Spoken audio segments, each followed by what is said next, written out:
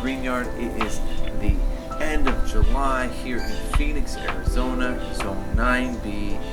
It's quite hot today again. It's going to be over 100 degrees, a little bit more on the humid side, which is nice. Maybe we're starting to inch closer to getting some monsoons, which would be great. That's kind of the time where we get some rain here in the Sonora Desert, which would be awesome. We could definitely use that rain. It's been very hot so far this summer, this July. It was cool through most of June, and then just starting in July, it's been pretty much 110 every single day. And now with that humidity, it's getting a lot hotter.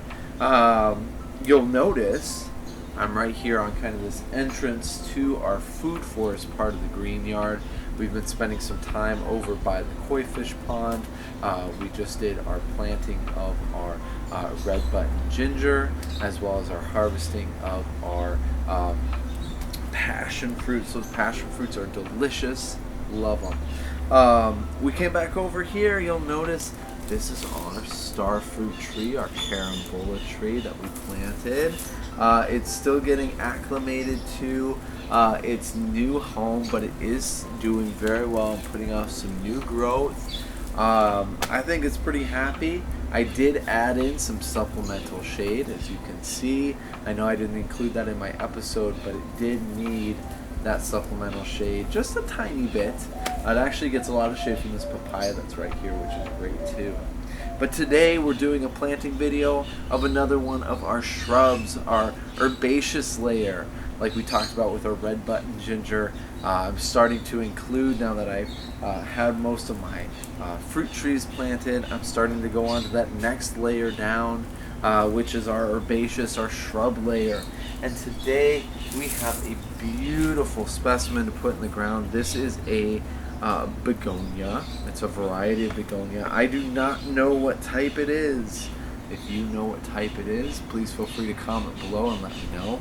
But it is one of our begonias. It's actually putting out some new growth. It's been sitting here in this spot, in its pot, for the last month or so, and it's putting out some new growth. It's happy, and then it's not happy, and then it's happy, and it's not happy. But it has these beautiful pink blossoms that kind of waterfall down from the leaves. When I saw it, I could not believe how beautiful it is.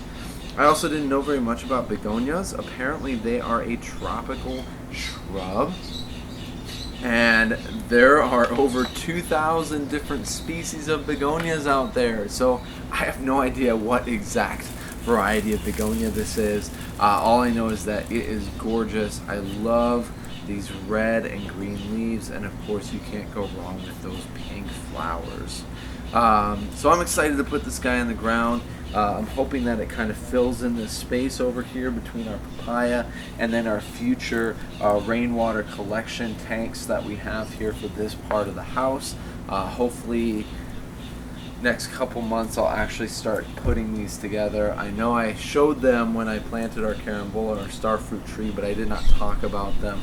I do have these two containers here. The goal is to plumb it and have basically this one fill up first, this one fill up next, and then put some spigots on the bottom, run hoses to some of our plants when we have that rainwater, to just kind of add a little bit more sustainability to the food forest part of the Green Yard by collecting and harvesting that rainwater, which is something we can do in the Phoenix area.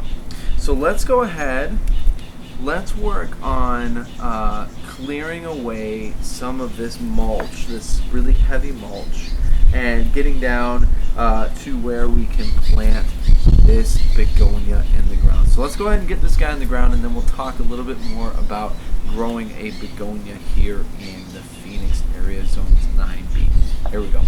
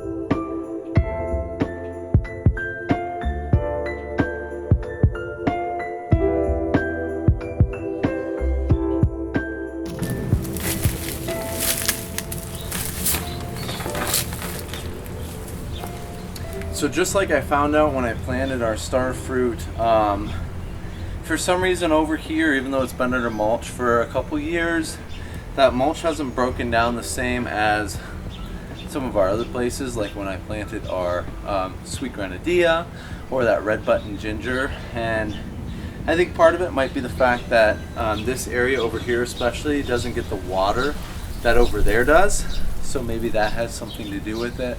I'm really not sure. It still has broken down some at the top level here. You can see if I go underneath that mulch, we got some pretty good broken down mulch, but the soil itself is still very much that clay soil. So I am going to have to amend it, which is what I'm going to do right now.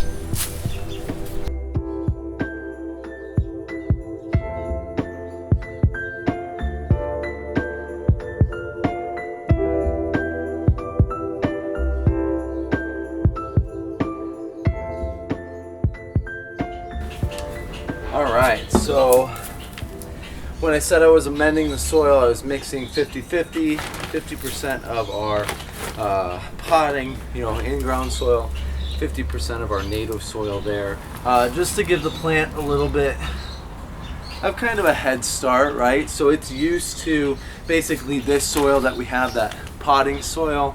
It's not used to our clay soil that we have in ground, so by mixing the two together, we're going to give this guy a head start to get more acclimated to our clay soil there. I made sure that the soil is pretty level in here. We're going to take our begonia now out of the pot. So I'm just going to kind of squeeze the sides here. See if we can get it a little bit loose. It seems pretty loose already. I'm not sure though how rooted out it is, and I don't really want to yank on it if it's not that rooted out. No, it's not very rooted out. So we're going to kind of do a little bit of a dump into here, try to save as much as we can of that root ball. Yeah, see, it's falling apart pretty bad. I should have cut the pot. Probably would have been the best thing for me to do would be to just cut that pot, so that way I can make sure the plant is going to be okay. It's in here, but I actually like it to be a little bit higher, so I'm going to add a little bit more soil in. Try to make it a little bit higher so that root flare is above where it needs to be. And now I'm just going to add in my mixed soil back in. I got a lot of it, which is good. I'm going to need it all.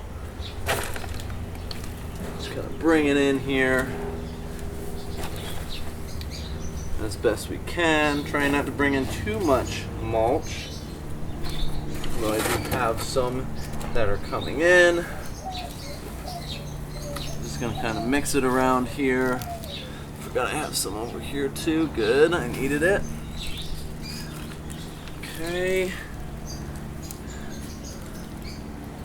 A little bit more.